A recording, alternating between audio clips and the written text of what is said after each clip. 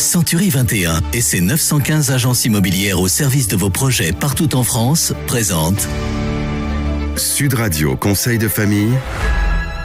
Voici tout de suite Conseil de famille avec Stéphane Moller. Bonsoir. Bonsoir Philippe Rossi. Stéphane, vous êtes associé au sein du cabinet VIA et nous nous retrouvons chaque soir pour parler finances, immobilier, droit de la famille, en fait pour parler de gestion de patrimoine. Aujourd'hui, nous allons répondre à Louis, à Albi, qui nous demande pourquoi il est si intéressant de louer son appartement en meublé. Alors l'intérêt de la mise en location meublée d'un appartement est essentiellement fiscal.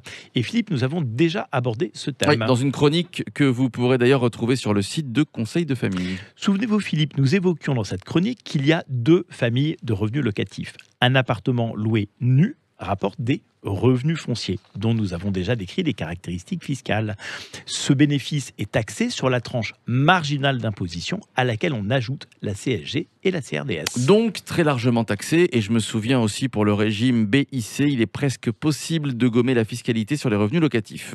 Rappelez-nous, Stéphane, et décrivez-nous cela. Alors oui, le fruit de la location meublée n'est pas le revenu foncier comme en location nue, mais le BIC, qui veut dire bénéfices industriels et commerciaux. Ce régime offre une caractéristique un peu particulière, c'est le régime des amortissements. C'est-à-dire ? Eh bien, dans le régime fiscal correspondant au revenu foncier, la base imposable est un bénéfice. Ce bénéfice est constitué de la différence entre les revenus, mes loyers, et mes charges foncières. Les charges correspondent à tout ce qui a été dépensé par le propriétaire pour la gestion et l'entretien de son bien. Oui, et dans le régime BIC, celui de la location meublée. Eh bien, le bénéfice se calcule selon le même principe, mais on y ajoute une charge supplémentaire, l'amortissement du bien immobilier.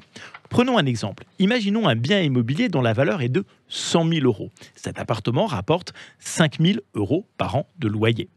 Avec 1 000 euros par an de charges, de gestion et d'entretien, le revenu foncier génère un bénéfice de 4 000 euros par an. En BIC, mon bénéfice sera de 0.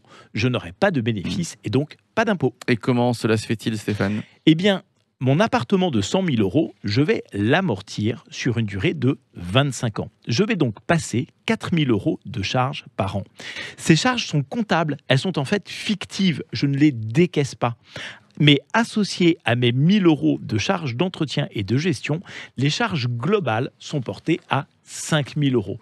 Les charges sont donc identiques aux revenus, il n'y a donc pas de fiscalité pendant 25 ans. Donc, avec la location meublée, il existe un artifice comptable qui peut me permettre de ne pas payer d'impôts sur mes revenus locatifs. Exactement, mais cela ne peut pas s'organiser seul. Parlez-en à votre gestionnaire de patrimoine ou à votre comptable. Ils connaissent bien ces formules qui sont souvent très applicables. Merci beaucoup Stéphane. J'espère que Louis aura trouvé sa réponse. Conseil de famille à retrouver sur notre site et en podcast sur sudradio.fr. Vos questions sur le site de Conseil de famille. Conseil avec un S-2-famille.com. C'était Sud Radio Conseil de famille. avec Century 21 et ses 915 agences immobilières au service de vos projets partout en France.